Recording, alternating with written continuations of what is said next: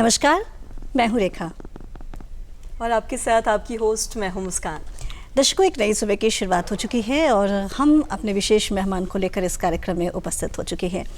और जैसा कि आप जानते हैं कि हर दिन हम एक विशेष मेहमान को लेकर इस कार्यक्रम में शामिल होते हैं, आपको बताने की कोशिश करते हैं कि किस तरीके से उनकी ज़िंदगी में कुछ ऐसी ख़ास बातें हैं जिनसे हमें सीखनी चाहिए, जिनसे हमें प्रेरणा लेनी चाहिए। आज भी तमाम विषयों पर हम बातचीत करेंगे, लेकिन कार्यक्रम की शुरुआत में सबसे पहले हम आपसे साझा करते हैं महापुरुषों द्वारा कही गई चंद बातें, अनमोल बातें। आइए एक नज़र डालते हैं। जी, और उससे पहले जैसे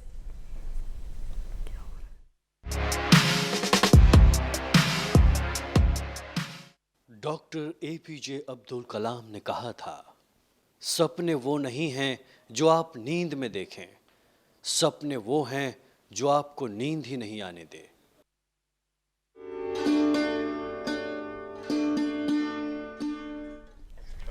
आइए स्वागत कीजिए, आज हमारे बीच है डॉक्टर अजय कुमार सिन्हा जी। सर, बहुत बहुत स्वागत है आपका। आपके विषय में अपने दर्शकों को बताऊं, आप उपाधीक्षक हैं एनएमसीएच पटना में, अपनी सेवा दे रहे हैं और साथ ही आप विभागाध्यक्ष हैं मेडिकल डिपार्टमेंट में। जी, बहुत सारी ऐसी चर्चाएं हैं मुस्कान जो हम लोग करेंगे, तो क्यों ना सर से बातचीत का सिलसिला शुरू करें। सर, तो कार्यक्रम की शुरुआत में ऐसे तो बहुत सारी चीज़ों के बारे में हम बात करेंगे, जानेंगे, लेकिन सबसे पहले मैं आपके बारे में जानना चाहूँगी कि बतौर डिप्यूटी सुपरिटेंडेंट एनएमसीएच में आप कितने वर्षों से कार्यरत हैं, क्या कुछ आपके रोल हैं, क्या कुछ ड्यूटीज़ हैं, इस बारे में हमें बताएं। सबसे पहले तो बुलाने के लिए शुक्रिया आपका, दूरदर्शन का शुक्रिया। जो अभी जिस मैं पद पे हूँ वो कहलाता है मेडिकल डिप्टी सुपरिटेंडेंट, और इसका काम है कि हॉस्पिटल में जो गवर्नमेंट ऑफ बिहार का जो भी प्रोग्राम है, जो उनके निर्देशन में, डायरेक्शन में जो पेशेंट के लिए जो सुविधा होती है, जो सुविधा बढ़ाई जाए, जैसे केयर से रिलेटेड, उनके फैसिलिटी से रिलेटेड, तो उसको मैं देखता हूँ और उसके लिए हमारे पास लोग हैं जो उसको इम्प्लीमेंट कराते हैं। तो मेरा काम है कि गवर्नमेंट ऑफ बिहार का जो भी डायरेक्शन है उसको फॉलो करना और उसको अपने जो लोग हैं, सबऑर्डिनेट्स हैं, उनके थ्रू उसको कार्यान्वयन देना ताकि पेशेंट को अच्छी से अच्छी सुविधा मिल सके। साथ ही ये भी जानना चाहूँगी कि आप कितने सालों से इसमें कार्यरत हैं। मैं तो बेसिकली विभागाध्यक्ष हूँ, मैं मेडिसिन पढ़ाता हूँ, उसी का प्रोफेसर हूँ, और पिछले 6 महीने से मुझे ये जिम्मेवारी दी गई है कि मैं प्रशासन, अस्पताल प्रशासन का भी काम देखूँ। जी, बतौर चिकित्सक बहुत सारी जिम्मेदारियां होती हैं अजय जी, लेकिन यदि हम बातचीत करें, क्योंकि एक माहौल बचपन का होता है जब हर इंसान चाहता है, हर इंसान की कोशिश होती है कि हाँ, मुझे अपना करियर सेट करना है। यदि हम आपके विषय में बात करना चाहें तो जानना चाहूँगी, अपने दर्शकों को भी ये बताना चाहूँगी, मुख्यतः कहाँ से संबंध रखते हैं, मेडिकल के फील्ड में कैसे आना हुआ, इन तमाम विषय पर चर्चा करें। जब मैं जिस एरा में, जिस समय मैं बढ़ा उस समय बहुत सारे एवेन्यूज़ नहीं थे, बहुत कम ही एवेन्यूज़ थे। तो उसमें जो होता था कि जिस घर में जिस चीज़ की कमी है और समाज में उसका वर्चस्व है, समाज में उसकी पहचान है, तो वैसे समय में पैदा हुआ। और उस समय डॉक्टर, इंजीनियर, यही 2 बहुत इम्पॉर्टेंट पोर्टफोलियो माने जाते थे प्रशासन के अलावा। तो मेरे घर में इंजीनियर लोग तो थे लेकिन डॉक्टर नहीं थे। तो शुरू से ही घर वालों का था, जैसा होता है कि तुम डॉक्टर बनो, तो वहीं से शुरुआत हुई। और उस समय हम लोग के पास मिडिल क्लास में जैसा कोई एक बना दिया गया ऑप्शन, और उसी ऑप्शन पे चल बढ़े और ऊपर वाले की कृपा हुई कि हम आगे बढ़ते चले। जी, और साथ ही ये भी जानना चाहूँगी कि बतौर डिप्टी सुपरिटेंडेंट आप कार्यरत हैं, आप जो सोसाइटी को सर्व भी कर रहे हैं, तो बहुत सारे दर्शक आपको सुन रहे हैं, देख रहे हैं, वो भी ये जानना चाहेंगे कि मेडिकल फील्ड कितना चैलेंजिंग रहा, आपके लिए कितना चैलेंजिंग रहा, या फिर कितना अच्छा है, ये ज़रूर जानना चाहेंगे। नहीं, मेडिकल फील्ड तो चैलेंजिंग है ही है, खासकर इंडिया ऐसे कंट्री के लिए और बिहार ऐसे स्टेट के लिए, जहाँ पे अगर कंपेयर करें इंडिया का जो best state, one of the best state है केरला और बिहार, तो दोनों में अगर हम देखें तो बहुत सारी डिस्पैरिटी है। और हमारे यहाँ अभी भी बहुत सारे लोग हैं जो पॉवर्टी लाइन के बिलो रह रहे हैं। हालांकि सरकार ने बहुत सारा ऐसा योजना चला रखी है जिससे उनको लाभ मिले, लेकिन बहुत सारे ऐसे लोग हैं जिनको पता नहीं रहता है कि क्या योजना चल रही है, क्या फैसिलिटी है। तो उसको हम लोगों को बताना और अपने लोगों को भी बताना कि उस चीज़ को लोगों में जिनको ज़रूरत है हमारी, उसको वो बता सकें और उसको हम इम्प्लीमेंट करते हैं। और जहाँ भी कहीं भी कुछ प्रॉब्लम आता है उसको हम लोग डील करते हैं सरकार के डायरेक्शन में। यही बेसिकली एक हॉस्पिटल एडमिनिस्ट्रेटर का ये कार्य है। जब हम चिकित्सा क्षेत्र की बात करते हैं सर, तो जैसा कि मुस्कान ने भी कहा, आपने भी बताया कि बहुत सारे ऐसे चैलेंजेस होते हैं, लेकिन मुझे लगता है कि आपके लिए चैलेंजेस बहुत बड़े होंगे, क्योंकि जब कोविड का दौर था, बिहार ने उस कोविड के दौर को देखा है, बहुत स्ट्रगल किया है, तमाम लोगों ने बहुत संघर्ष किया, चिकित्सा के क्षेत्र में जो भी डॉक्टर थे उन्होंने भी बहुत संघर्ष किया, और ऐसे में आपके सिर पे पूरी जवाबदेही दी गई। नहीं, तो इसके विषय में क्या कुछ कहना चाहेंगे, कितना चैलेंजिंग था वो फेज? कोविड तो चैलेंजिंग था, दुनिया के लिए चैलेंज था, और हमारे लिए जहाँ पे रिसोर्सेज लिमिटेड था, उसमें कोविड के लोगों को इलाज करना, उनकी हिम्मत को बढ़ाना एक बड़ा चैलेंज था। और हमको दिया गया था नोडल ऑफिसर के रूप में। हमारे सारे साथी शुरू में तो बहुत दहशत थी, डरे हुए थे, हमारे साथ 1200 की टीम काम कर रही थी। तो धीरे धीरे ऊपर वाले की मदद से और धीरे धीरे हम लोगों ने उसको बनाया, टीम बनाया, और टीम हमारी बहुत अच्छे से काम की। जो भी हमारे पास रिसोर्सेज था, नंबर ऑफ पेशेंट्स बहुत थे, लोगों की आकांक्षाएं बहुत थी, लेकिन जो भी हमारे पास रिसोर्सेज था, उस रिसोर्सेज में हम लोगों ने एक अपना बनाया और चैलेंज को एक्सेप्ट किया। और उस चैलेंज के बाद इतना तो ज़रूर हुआ कि हम लोगों ने ऑलमोस्ट वही रिपोर्ट कार्ड जो जैसा होता है कि हमने वही परफॉर्म किया जो और भी कई जो बढ़िया सेंटर थे जो कर रहे थे। तो हमारी यही थी, और सरकार का भी कोविड में काफ़ी सपोर्ट मिला उस ड्यूरिंग। शुरू में तो थोड़ी मुश्किलें थी, लेकिन बाद में सपोर्ट मिला। तो ये चैलेंजेज जो हम मिला था उसको हमने स्वीकार किया, और आज उसी की वजह से है कि कई लोग ऐसे मिलते हैं जो हम सर झुकाते हैं कि आपको हमने देखा है और आपकी टीम को देखा है।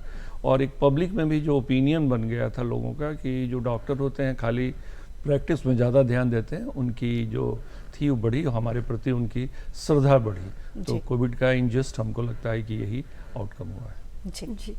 और साथ ही ये भी जानना चाहूँगी कि डॉक्टर का एक प्रोफेशन ऐसा है जिसको सेवा भाव के रूप में देखा जाता है, तो डॉक्टर्स को प्रोफेशन से हटकर आम लोगों के लिए वक्त देना कितना ज़रूरी मानते हैं आप? बहुत ज़रूरी है। डॉक्टर समाज के लोग डॉक्टर को एक रोल मॉडल के रूप में देखते हैं।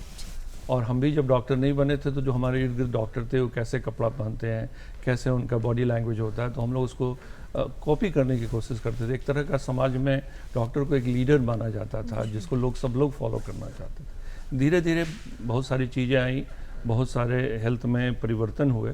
उस परिवर्तन में प्राइवेट कंपनियाँ आई जो जिनका था कि भाई हम अच्छी बेस्ट क्वालिटी दें, वर्ल्ड क्लास बिल्ड क्वालिटी दें, और उन्होंने स्टार्ट भी किया, लेकिन विद अ प्राइस दें। और इंडिया में जहाँ तक इंश्योरेंस बहुत कम था और शुरू में, तो लोगों को लगा कि जितने सारे डॉक्टर हैं जो कॉरपोरेट से पर्टिकुलरली अटैच हैं, वो ज़्यादातर कॉमर्स के लिए काम कर रहे हैं। एक उनकी धारणा बनी। उन्होंने बाकी चीज़ को नहीं देखा कि सोसाइटी बदल रही है, कॉमर्स का थोड़ा वैल्यू बढ़ रहा है, तो लोगों को लगा कि सारे डॉक्टर सिर्फ कॉमर्स के लिए काम कर रहे हैं। लेकिन फिर धीरे धीरे जब खासकर कोविड आया और बहुत सारे चैलेंजेस आया, तो लोगों को लगा नहीं कि सारे सोसाइटी में सब तरह के लोग हैं। तो एक फार्मूला पे एक ओपिनियन बना लेना, बहुत लोगों को लगा कि ये गलत था। मिडिल क्लास ने समझा कि हाँ, डॉक्टर अभी भी हैं ऐसे जो काम कर रहे हैं, और अभी बहुत सारे डॉक्टर हैं जो अपने इलाज के अलावा और भी बहुत सारा काम करते हैं। जी जी। कुछ ऐसे अनुभव बताना चाहेंगे हमारे दर्शकों को जो आपने कोविड के दौर में देखा है, क्योंकि आपको नोडल ऑफिसर बनाया गया था उस दौर में बिहार में? कई ऐसे हैं। शुरुआत में ही जैसे जब मैंने कमान संभाली तो पूरा रूट साफ था, सारे बंद थे, हम लोग 2-3-4 आदमी थे। मेरा ड्राइवर रात में ही भाग गया था हमको छोड़ के कि कोविड के डॉक्टर के साथ रहेंगे तो हमको भी कोविड हो जाएगा। और मरीज की जो चैलेंजेस थी, कई लोगों को लगता था कि हमको ज़बरदस्ती कोविड घोषित कर दिया गया है, तो लोगों में खौफ बहुत था। तो कई ऐसे दौर आए जिसमें हम लोगों के गुस्सा का भी सामना करना पड़ा, और उनके प्यार का भी ऐसा मिला कि कई बार लोग अभी तक आते हैं कि हमारा स्कोर ये था, और आपके टीम की मदद से, और बिना कोई पैसा वैसा, हमारे पास पैसा भी नहीं था। तो कई ऐसा दृष्टांत आया है। कई ऐसे जगह जाते हैं जहाँ पे लोग मिल जाते हैं और हमारा हिम्मत तो हम लोग का बढ़ाते हैं कि आपने अच्छा काम किया। तो आज के समय में अगर डॉक्टर को रिस्पेक्ट मिले तो हमको लगता है कि कॉमर्स से ज़्यादा इम्पोर्टेंट है। जी। तो कई ऐसा दृष्टांत है। जी, ये तो हमने आपके बारे में जाना। साथ ही में अब कुछ बच्चों का सवाल मैं आपसे करना चाहूँगी कि आज के जो बच्चे हैं उनका जो रुझान होता है वो जिम की तरफ काफ़ी ज़्यादा देखा जाता है। और कई बार ऐसा देखा जाता है कि बहुत कम उम्र से ही वो जिम जाना शुरू कर देते हैं मसल गेन के लिए, और ऐसा भी कहते हैं कि जिम में बहुत इंस्टेंट हम लोग को मिलता है रिजल्ट। तो क्या लगता है जिम जाना कम उम्र से कितना सही होता है किसी के लिए भी? नहीं, जिम जाना और हेल्थ कॉन्शियस होना और एक्सरसाइज करना ये तो अच्छी बात है, लेकिन अगर हम ज़्यादा कर रहे हैं, ओवर कर रहे हैं, उसके लिए ये पता लगाना होगा कि जो जिम का जो ट्रेनर है वो कितना एजुकेटेड है। क्या कि कई बार ऐसे दुर्घटनाएं आप लोगों ने देखा होगा पेपर के माध्यम से कि उन्होंने ज़्यादा किया, अपना बॉडी का जो एरोबिक्स उन्होंने ज़्यादा किया और बॉडी उसको कर नहीं पाई और उसके चलते उनको प्रॉब्लम हुआ। तो जिम करें, लेकिन जो ट्रेनर हो वो पता करें कि ठीक है और अपना हेल्थ चेकअप ज़रूर कराएं। जिम में अगर आप कोई स्ट्रॉन्ग या कोई बड़ा काम पुशअप्स कर रहे हैं, बहुत ज़्यादा कर रहे हैं, तो उसके पहले एक कोई हेल्थ के लिए अपने डॉक्टर से ज़रूर जांच कराएं। तो थोड़ा बहुत है जो एक्सेप्टेबल है, कई तरह के एक्सरसाइजेज होते हैं, 3 तरह के जिम में एक्सरसाइजेज होते हैं, तो जो नॉर्मल है जो उसमें कोई दिक्कत नहीं। लेकिन अगर वो बहुत सारा जो एरोबिक एक्सरसाइजेज कर रहे हैं, एक अनकस्टम्ड सराउंडिंग में कर रहे हैं, तो उससे उनके हेल्थ को खतरा हो सकता है, इसको ज़रूर ध्यान में रखें। और इससे बेहतर है कि अगर आप बहुत ज़्यादा कर रहे हैं तो सबसे पहले एक हेल्थ एक्सपर्ट से अपनी जांच करा लेंगे, कोई हार्ट और सब ठीक है तो नहीं। तो कई बार दुर्घटनाएं कई बार ऐसा होता है सर कि जैसे यदि हम ठीक है, मुझे लगता है कि हमें वेट गेन करना है, लोग जिम की तरफ भागते हैं। यदि उन्होंने वेट गेन कर भी लिया तो मुझे लगता है कि शायद वो अपने शरीर को काम में नहीं लगाते। यदि अपने शरीर को पूरी तरीके से आप काम में लगाते हैं तो मुझे लगता है कि यदि आप अच्छे तरीके से काम करते हैं, अच्छे तरीके से मेहनत करते हैं, तो आपका शरीर ढूंढता है कि आप काम क्या कर रहे हैं। जब आप काम करेंगे, दिन रात मेहनत करेंगे, तो मुझे नहीं लगता कि इस तरीके से कहीं आपको बाहर जाने की आवश्यकता है। एकदम ठीक है कि आपकी रिस्पॉन्सिबिलिटी क्या है उसको आज की तारीख में हम लोग मल्टीटास्किंग करते हैं, तो और सब टास्क इम्पॉर्टेंट होता है। तो आपको सबसे पहले ये बनाना होगा कि हमारा जो प्रायोरिटी एरिया कौन है। प्रायोरिटी एरिया सिर्फ एक्सरसाइज और जिम जाके बनाना, जो कुछ बच्चों को लगता है कि अगर हमारी फिगर अच्छी हो, किसी स्टार के तरह हो, तो हम सोसाइटी में ज़्यादा एक्सेप्टेबल होंगे।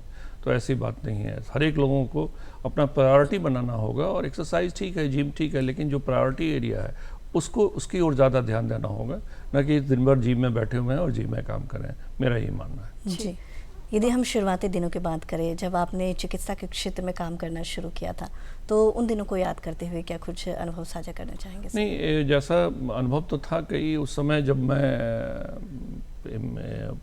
हमारी सरकारी नौकरी हुई, तो उस समय था कि मन में था कि मेडिकल कॉलेज का प्रोफेसर बनना है। उस समय हमारे रोल मॉडल मेडिकल कॉलेज के प्रोफेसर हुआ करते थे, हम सारे जो स्टूडेंट जो फ्रंट लाइनर होते थे। तो उसमें था कि आपको रूरल पॉइंट लेना है, तभी आप 2 साल अगर रूरल आप काम करते हैं तभी आपको मेडिकल कॉलेज के लिए एलिजिबिलिटी मिलती है। तो हमारी पोस्टिंग एक सुदूर जंगली एरिया में हमारी पोस्टिंग हुई। उस समय तो मेडिकल के स्टूडेंट एमडी कर रहे थे पटना मेडिकल कॉलेज से, तो उस समय तो पता नहीं चला ज्वाइन कर रहा है। जब 6 महीने के बाद मेरी पोस्टिंग हुई, तो जब मैं वहाँ गया तो वहाँ पहुँचना आसान नहीं था, रोड्स नहीं थे, जो एक नदी थी उसको क्रॉस करके जाना पड़ता था, और जो मेरा सेंटर था वो किसी के गाय और के रखने की जगह थी। यहाँ पे एक कुर्सी, जो टूटा हुआ कुर्सी था, उसको एक जो 3-4 पाँव होता है, एक पाँव उसका नहीं था, उसको ईंटा लगा के बना दिया गया था कि डॉक्टर यहाँ आके बैठेगा। और मैं दिन भर वहाँ बैठता था, तो अमूमन 1-2-3 कोई मरीज आया तो नहीं आया, और जब मैं बाहर में देखता था तो वहाँ पे जो झाड़ फूक और फलाना था काफ़ी था। मैंने कई बार इंटरवीन करने की कोशिश की, तो लोगों ने कहा कि नहीं यू कैनॉट, आप इंटरवीन मत करें।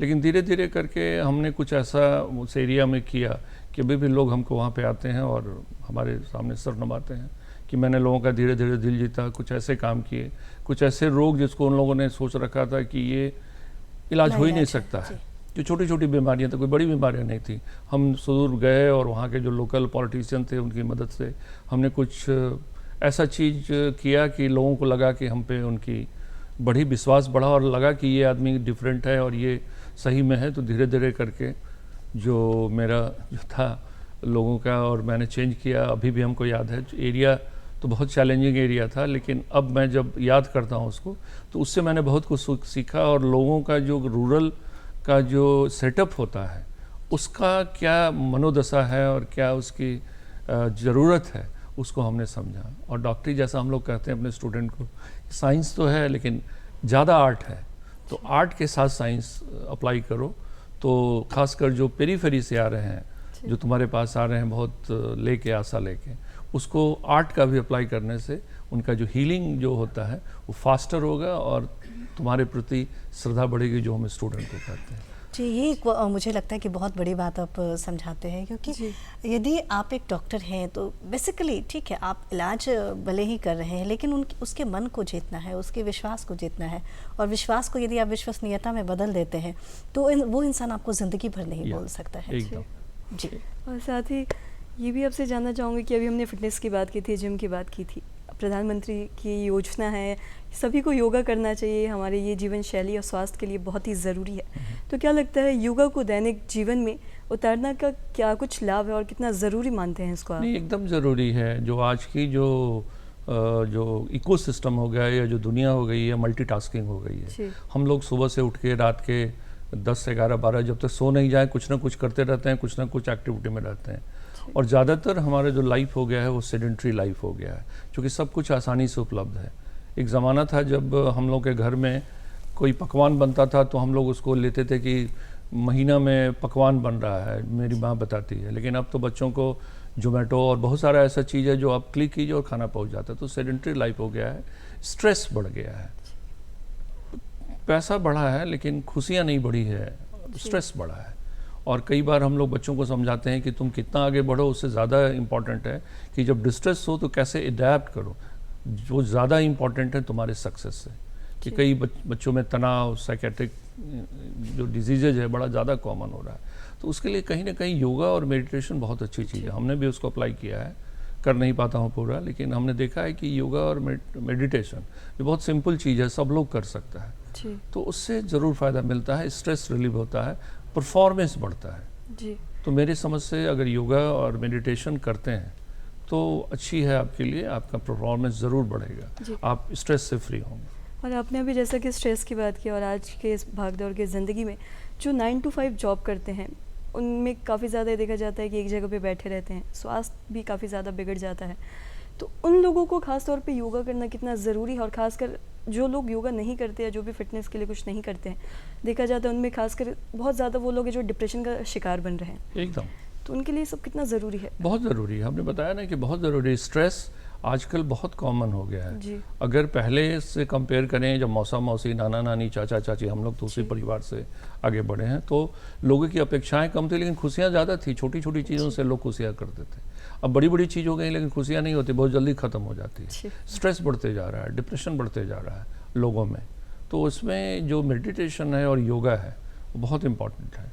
और न उससे आपका जो सिस्टम है, आपके बॉडी सिस्टम को एक्टिवेट करता है, बल्कि आपका जो बैड जो केमिकल्स जो आपके शरीर में बन रहा है, साइटोकाइंस बन रहा है, जो स्ट्रेस से बन रहा है, आपको पता नहीं है, उसके चलते आपको डायबिटीज़ हो रहा है, हाइपरटेंशन हो रहा है, हार्ट की बीमारियाँ हो रही हैं, वो उसमें मदद करता है। उसमें 40 to 50% देखा गया है, जो हम लोग का एविडेंस है, बताता है कि अगर आप योगा और मेडिटेशन करते हैं तो आप में जो क्रॉनिक जो नॉन कम्युनिकेबल डिजीज है उसकी जो संख्या है 50% से घट जाती है। इसलिए सबके लिए ज़रूरी है। सब लोग, हम लोग कहते हैं घर में कि अगर आप 5 मिनट भी करते हैं तो इट्स बेटर देन आप नहीं करते हैं, तो आप ज़रूर करें। सर, आपसे जानना चाहूँगी कि सभी के जीवन में चुनौतियाँ तो आती ही रहती है, और उस पर खड़े उतरना हम सभी का एक बहुत बड़ा जिम्मेदारी है। कोविड काल भी एक दौर था जो सभी ने देखा, और वो सभी के लिए काफ़ी एक नया चीज़ था। ऐसी और भी बहुत से रेगुलर डिजीज़ हैं जो आते जाते रहते हैं। तो इसके लिए NMCH कितना तैयार है, क्या कुछ सुविधाएं हैं, इस बारे में हमें बताएं। नहीं, जो NMCH बिहार का one of the biggest public hospital है, और जो हम लोग, जैसे पिछले साल का डेटा है कि हम लोगों ने 5,47,000 पेशेंट्स को आउटडोर में देखा है, और 40,000 सीरियस पेशेंट का हमने भर्ती कर इलाज किया है। तो जो सुविधाएं हैं जो मेडिकल कॉलेज में, पब्लिक हॉस्पिटल जो बिहार में है, और जो हमारा हेल्थ बजट है उसके हिसाब से सुविधाएं बढ़ी है। अगर हम 2010 के पहले एज ए डॉक्टर हम देखें तो 2010 के पहले हमारा बजटरी एलोकेशन हेल्थ में उतना ज़्यादा नहीं हुआ करता था, लेकिन 2010 के बाद बजटरी एलोकेशन बढ़ा, और 2015 के बाद से जब ग्लोबली सस्टेनेबल डेवलपमेंट गोल आया, जिसमें हेल्थ एक प्रायोरिटी थी, अभी G20 की मीटिंग होने जा रही है, तो उसके बाद से और रुझान बढ़ा और कोविड के बाद तो बहुत बढ़ गया है, हमें बहुत चीज़ मिली है। तो शुरू में लोगों का था कि मेडिकल कॉलेज या गवर्नमेंट मेडिकल कॉलेज बहुत सारा काम नहीं कर पा रहा है, लेकिन अभी मैं ये कह सकता हूँ कि जो 95% जो बीमारियां हैं उसके लिए हमारा मेडिकल कॉलेज जो वर्ल्ड क्लास ट्रीटमेंट देने के लिए तैयार है, और जो हम कर रहे हैं 5% है जिसमें हमको कुछ और इक्विपमेंट चाहिए, कुछ और इंफ्रास्ट्रक्चर चाहिए। तो जो 5% बीमारियां हैं उसमें अगर हम छोड़ दें, जिसके लिए प्राइवेट हॉस्पिटल हैं, 95% में हम बढ़िया इलाज कर रहे हैं। और जो कोई भी बिगेस्ट हॉस्पिटल है जो at the cost of money कर रहा है, उससे हम बेहतर इलाज कर रहे हैं कोई किसी भी चीज़ के लिए। जो एक टर्सरी केयर हॉस्पिटल का जो रिक्वायरमेंट होता है उसके लिए हम तैयार हैं। और फॉर्चुनेटली अभी जो प्रेजेंट जो डिपार्टमेंट है वो काफ़ी हम लोगों को सपोर्ट कर रहा है, और एवरी डे वो फीडबैक हम लोगों से लिया जा रहा है कि क्या और चाहिए, क्या किया जा सकता है।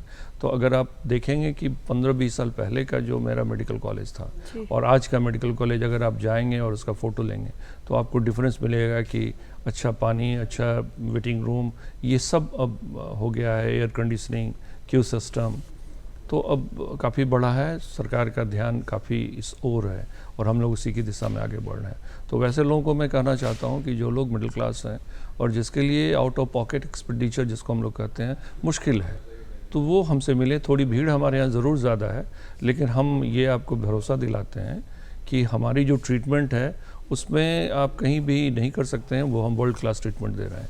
हो सकता है कि सुविधाओं में थोड़ा सा जितना आपका एक्सपेक्टेशन है थोड़ा उतना नहीं हो, लेकिन बाकी सब में हम अपने को कह सकते हैं दावे के साथ कि हम आपका इलाज जो भी होगा, और जो कई बार इलाज से ज़्यादा जो हमारे सजेशंस हैं वो हमारे वर्ल्ड क्लास होंगे, और हमारी टीम बहुत तैयार है इस काम के लिए। जी। चूँकि जब हम देखते हैं कई ऐसे लोग हैं जो इलाज कराने के लिए बिहार से बाहर का रुख करते थे, और एक आपाधापी थी उसमें सर, वो जब भी निकलते थे बाहर जाते थे, आने जाने के क्रम में उन्हें बहुत सारी मानसिक यातनाएं झेलनी पड़ती थी।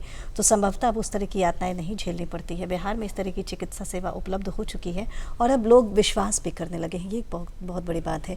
यदि हम बातचीत करें कुछ सरकारी योजनाओं की जो सरकार मुहैया करा रही है, जैसा कि आपने भी बताया कि दिन प्रतिदिन सरकार सचेत है लोगों के स्वास्थ्य को लेके, कई ऐसी योजनाएं चलाई जा रही हैं। कुछ एक योजनाओं का जिक्र करना चाहेंगे? नहीं, सबसे अच्छी योजना जो अभी चल रही है जिसको आयुष्मान भारत योजना कहते हैं हम लोग, जो बिहार ऐसे स्टेट के लिए जहाँ पे मोर देन 40% लोग हैं जो अभी भी जिनके लिए रोजी रोटी कमाना मुश्किल है, इलाज के लिए तो है, तो उनकी जो कुछ जो इस पॉवर्टी लाइन से निकलना चाहते हैं, तो उसमें कहीं ना कहीं इलाज में जो हुआ खर्चा, कर्ज लेना, उसके चलते उनकी पॉवर्टी घट नहीं रही थी। उसके लिए बड़ी अच्छी योजना है ये आयुष्मान भारत, और ये 5 लाख रुपए तक की सुविधा इंस्टेंटेनियस कराने की सुविधा है। तो हमको लगता है कि ये जो 5 लाख की सुविधा है इसमें 95 to 98% बीमारी कवरेज हो जाएगी।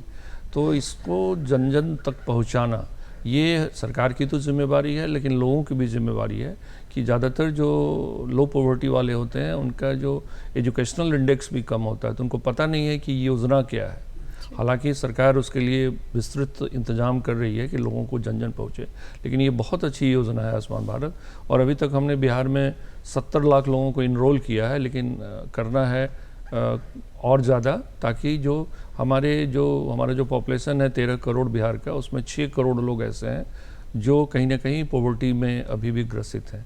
तो उनके लिए ये योजना बड़ी अच्छी है कि सिर्फ कार्ड बनाए, और कार्ड बना के किसी भी हॉस्पिटल में जाएंगे वो कार्ड दिखाएंगे और उसमें उनका जो समुचित इलाज होगा फ्री ऑफ कॉस्ट होगा। तो ये तो बड़ी अच्छी योजना है। इसके अलावा और भी कई योजना है, लेकिन हमको लगता है कि जो आयुष्मान भारत योजना है उसको जन जन तक पहुंचाने की ज़रूरत है।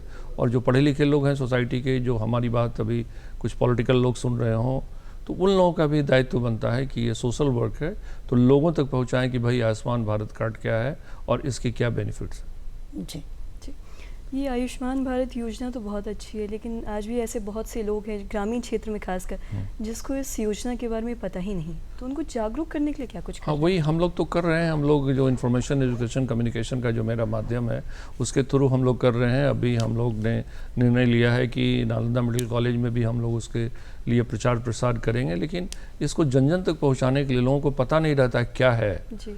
तो हमें मुझे लगना है कि जो भी समाज में जो जागरूक पर्सन है, जो सोसाइटी के लिए रिस्पॉन्सिबल है, उनको अपने इर्द गिर्द ये पहुँचाना होगा कि अगर तुम्हारे उनके यहाँ जो काम करने वाले लोग या उनके इर्द गिर्द या जो पॉलिटिकल पर्सन है, उनको ये योजना के बारे में लोगों तक पहुंचाना होगा कि भाई आयुष्मान भारत कार्ड आपका है कि नहीं, आप ज़रूर बनवाएं।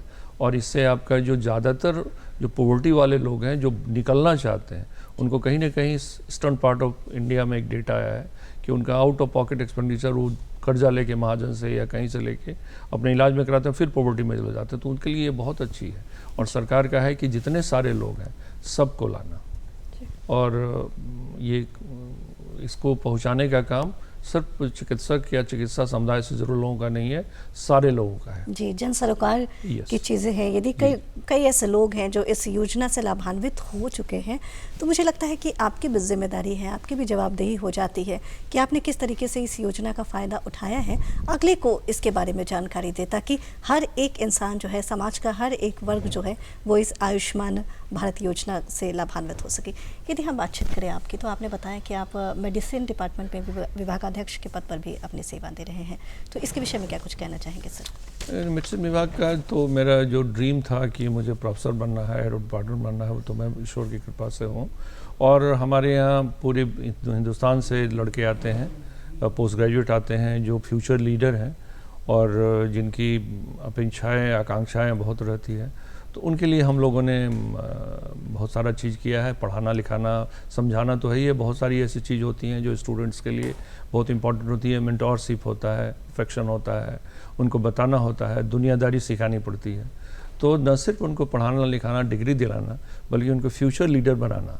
और उसके लिए हम लोगों ने मेडिसिन डिपार्टमेंट में प्रोग्राम चलाया है कि टीम की जो रिस्पॉन्सिबिलिटी होती है कि फैमिली की तरह हम लोग काम कर रहे हैं, और हमारे जितने बच्चे हैं जो पोस्ट ग्रेजुएट न सिर्फ अच्छे डॉक्टर बन रहे हैं, न सिर्फ हिंदुस्तान के सारे जो बड़े हॉस्पिटल में जा रहे हैं, बल्कि एक अच्छा ह्यूमन बीइंग जिसको हम लोग कहते हैं, जिसको सोसाइटी एक्सेप्ट करे, जिनके लिए ताली हो जाए, वैसा शिक्षा देने के लिए हम लोग कृत संकल्प हैं। और हम लोग, हमारी टीम काम कर रही है हमारे यहाँ, और इलाज तो हम लोग कर ही रहे हैं। हमारे यहाँ जो जितने बेड्स हमको सरकार ने दे रखी है, सारा हमारा आज के तारीख में फुल रहता है, जो दिखाता है कि एनएमसीएच जो पहले माना जाता था कि भाई अब बहुत सारा मेडिकल कॉलेज है, पटना मेडिकल कॉलेज, लेकिन हम आगे बढ़ रहे हैं। और लोग की जो हमारे यहाँ जिस तरह के पेशेंट आ रहे हैं, उनकी जो अपेक्षाएं हैं, उनका जो उनको चाहिए, हम लोग उस दिशा में काम कर रहे हैं कि लो सोशियो इकोनॉमी के जो लोग आ रहे हैं, उनको कैसे उनका जो अपेक्षाएं हैं, उनकी जो चाहत है कि हम अगर हॉस्पिटल जा रहे हैं तो हमको क्या मिले, इलाज तो मिले ही, लेकिन हमको और भी चीज़ मिले, तो उसके लिए हम अपने टीम को तैयार कर रहे हैं। जी सर, जैसा कि आप मेडिकल क्षेत्र में हैं, तो ऐसे तो सभी की ज़िंदगी में समस्याएं बहुत है, बहुत से प्रॉब्लम है, जिसके कारण मन भी काफ़ी ज़्यादा दुखी रहता है। लेकिन मैं आपसे ये जानना चाहूँगी कि आपका जो ज़िंदगी है वो रोग और रोगियों के बीच गुजरता है, तो आप खुद को बूस्टअप करने के लिए क्या कुछ करते हैं, अपने कुछ ऐसे हॉबीज़ जिसके बारे में आप जिक्र करना चाहें? जैसा हमने बताया कि हमारी परवरिश मिडिल क्लास फैमिली में हुई है, तो फैमिली के साथ जो रहता है कमिटमेंट, अगर हम लोग फैमिली के बीच में जो हमारे सारे लोग हैं, फॉर्चुनेटली हमारी फैमिली काफ़ी लंबी है और काफ़ी अच्छी है, तो उसके साथ समय बिताना, जब भी मौका मिले संडे या लोगों के साथ वो करना, और पढ़ाना तो है ही है, उसमें हॉबी तो ही है, साथ में घूमना, कहीं एरिया को एक्सप्लोर करना, इंडिया के डिफरेंट एरिया को एक्सप्लोर करना और लोगों के बीच में जाना और उनकी बातों को समझना, तो यही हमारी हॉबी है। जी अजय जी, जैसा कि शुरुआत में ही आपने बताया था कि किस तरीके से आपने चैलेंजेस फेस किए हैं मेडिकल क्षेत्र में, कई ऐसे बच्चे हैं जो इस सेवा में आना चाहते हैं, तैयारी भी कर रहे हैं, उनकी ये सोच होगी कि ठीक है, मुझे यदि सरकारी नौकरी मिली तो मिली, नहीं तो मैं अपनी एक क्लिनिक खोल के बैठूँगा। तो उन तमाम लोगों को, उन तमाम विद्यार्थियों को क्या कुछ आप गाइडलाइन देना चाहेंगे? ये कभी भी मेरा मानना है कि मेडिकल प्रोफेशन अभी भी अच्छा प्रोफेशन है।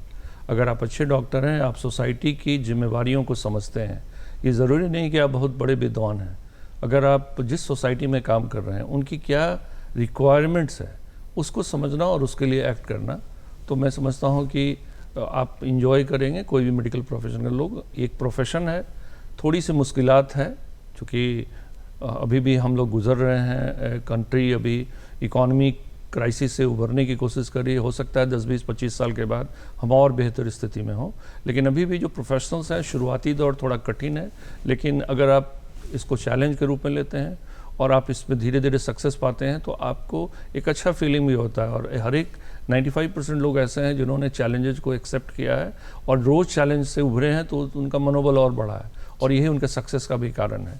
तो आप एकदम इस प्रोफेशन में अगर कमिटेड हैं, सेवा भाव में विश्वास रखते हैं, लोगों के दिल जीतने में विश्वास रखते हैं, तो भी इससे बढ़िया मेरे नज़र में और कोई प्रोफेशन नहीं है, मेडिकल और टीचिंग।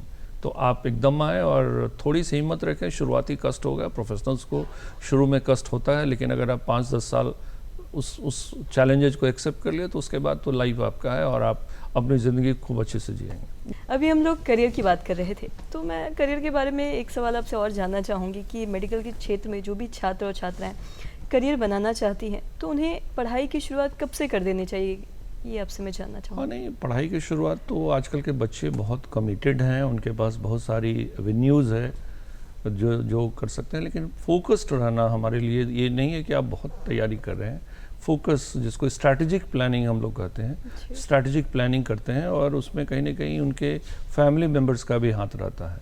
तो अगर आपको करना है तो ये है कि आजकल जो कंपटीशन है बहुत ज़्यादा हो गया है, तो आपको जितना जल्दी शुरू करें उतना ही अच्छा है, लेकिन घबराएं नहीं, स्ट्रैटेजिक प्लानिंग करें। और इसमें फैमिली का रोल, मदर फादर पेरेंट्स का, बहुत गार्जियन का रोल है, तो उसको मिलजुल के एक ऐसा प्रोग्राम अपने बच्चे को देख के बनाएं कि आगे चल के अच्छा करें, लेकिन उसके लिए फ्रस्ट्रेशन नहीं और बच्चे में ऐसी कोई बात न डालें जिससे उसको डिप्रेशन हो। क्या कि जो अर्ली लाइफ में है, अगर आप उसको पढ़ाई का बोझ बहुत ज़्यादा दे देते हैं, वो पढ़ते चला जाता है, लेकिन उसका मेंटल जो हेल्थ है वो कहीं ना कहीं बहुत डेवलप नहीं कर पाता है, तो उसका असर फ्यूचर लाइफ में बनता है। तो ये गार्जियन की जिम्मेदारी है कि बच्चे को अर्ली तो शुरू करें पढ़ाई लिखाएं, लेकिन मेंटल हेल्थ की भी ओर ध्यान दें ताकि परफॉर्मेंस उसका अच्छा हो। जी, तो पढ़ाई तो करें और जल्दी शुरू करें तो ज़्यादा अच्छा है। जी। आज के समय में बहुत सारे चैलेंजेस हैं, हर कोई चाहता है कि मैं सबसे आगे निकल जाऊं, और ऐसे में कोशिश होती है कि दिन रात काम करना है, दिन रात लगे रहना है, और इंसान खुद पे तो काम करता ही है अजय जी, लेकिन एक जो चैलेंजेस की भावना एक दूसरे के प्रति हो जाती है, उसने इंसान को डिप्रेशन में ला दिया है। कई ऐसी बीमारियां हैं जो लोगों को पकड़ चुकी हैं, जैसे यदि हम आम जीवन की बात करें, आज के युग में कई ऐसे लोग हैं जो बीपी के शिकार हो जाते हैं, जिन्हें रक्तचाप की बीमारी हो जाती है, शुगर है, कई ऐसी बीमारियां हो जाती है। तो क्या कुछ मैसेज देना चाहेंगे, किस तरीके से वो अपना ख्याल रखें? चैलेंजेस तो अच्छा है लाइफ में, मेरा मानना है कि अगर चैलेंज नहीं हो तो आप आगे नहीं बढ़ पाइएगा। चैलेंज तो ज़रूरी है, चैलेंज हो, लेकिन चैलेंज ऐसा हो कि आप उस चैलेंज को निकलने में आप अपना पूरा सारा प्रायोरिटी ख़त्म ना कर दें, ये इम्पॉर्टेंट है। तो इसलिए मेरा मानना है कि लाइफ में अगर चल रहे हैं तो प्लानिंग करें, प्रायोरिटी डिसाइड करें, और चैलेंज तो हो, लेकिन चैलेंज के पीछे अगर आपने बना लिया चैलेंज कि हमको ये करके ऐसे कर लेना है और आप उसमें सक्सेसफुल ना हो रहे हैं तो डिप्रेशन में फिर चले जाएंगे। तो जब भी आप प्लान ए बना रहे हैं तो प्लान बी को भी साथ में रखें और तैयार रहें कि अगर कुछ हम जो चाह रहे हैं नहीं मिल रहा है तो उसे फ्रस्ट्रेट नहीं हो, इसलिए कि अगर आप ऐसा करते हैं तो बहुत सारी बीमारियां जो अभी कॉमन हो गई है, जैसा हमको लग रहा है कि पिछले 25-30 सालों का जो मेरा अनुभव है कि जो हम लोगों ने गरीबी से अभी बाहर हो रहे हैं, तो हमारा ज़्यादातर लोगों की सोसाइटी में हो रही है कि इस इकॉनमी को ज़्यादा मजबूत करो, और ऐसा करने में वो अपना लाइफ को गड़बड़ कर रहे हैं और कई सारी बीमारियां जो अभी सोसाइटी में हो रही है, जिसको हम लोग नॉन कम्युनिकेबल डिजीज़ करते हैं, उसके पीछे 70 to 80% कहीं ना कहीं आपका जो ये डिप्रेशन, कहीं ना कहीं आपका एक्सेस स्ट्रेस,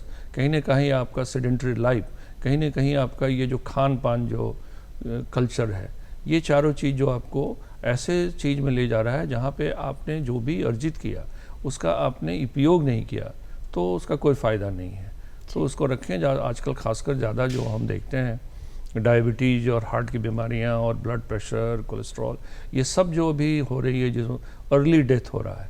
हालांकि अगर हम बात करें कि एक्सपेक्टेंसी ऑफ लाइफ की, तो जो आज़ादी के समय में हमारा जो एक्सपेक्टेंसी था 34 साल, उससे हम कई गुना आगे बढ़ गए। आज हमारा लाइफ एक्सपेक्टेंसी बिहार का 68 साल की ओर बढ़ चुका है। तो हमारी एक्सपेक्टेंसी लाइफ जनरल बढ़ी है, लेकिन जो ये मिडिल क्लास खासकर जिसमें जो स्ट्रेस जो बढ़ा है और जो एक तरह की प्रतिस्पर्धा, जो बैड प्रतिस्पर्धा है, उसके चलते जो ये नई बीमारियां आ रही है और इसके लोग चपेट में बहुत सारे लोग आ रहे हैं और पूरी फैमिली उसका हीट बर्दाश्त नहीं कर पा रही है।